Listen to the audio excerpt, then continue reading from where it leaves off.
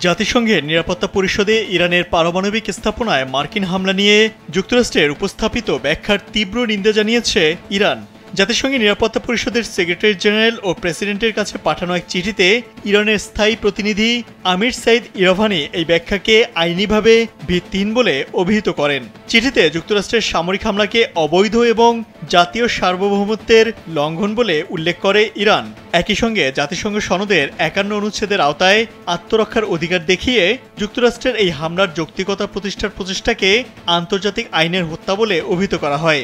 চিঠিতে ইরাভানি বলেন, আন্তর্জাতিক পারমাণবিক শক্তি সংস্থার সাধারণ সম্মেলনের প্রস্তাবনা অনুযায়ী শান্তিপূর্ণ উদ্দেশ্যে ব্যবহৃত পারমাণবিক স্থাপনাগুলোর উপর যে কোনো ধরনের হামলা কিংবা হামলার হুমকি আন্তর্জাতিক আইনের গুরুতর লঙ্ঘন এবং সংস্থাটির বিশ্বাসযোগ্যতা ও যাচাই প্রক্রিয়াকেও ক্ষুণ্ণ করে।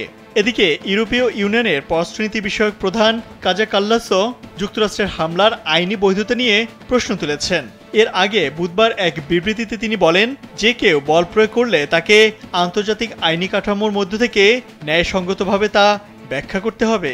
হামলাটি আন্তর্জাতিক আইনের দৃষ্টিকোণ থেকে কতটা বৈধ এমন প্রশ্নের জবাবে কায়া কাল্লাস বলেন, শতভাগ বৈধ বলা যায় না।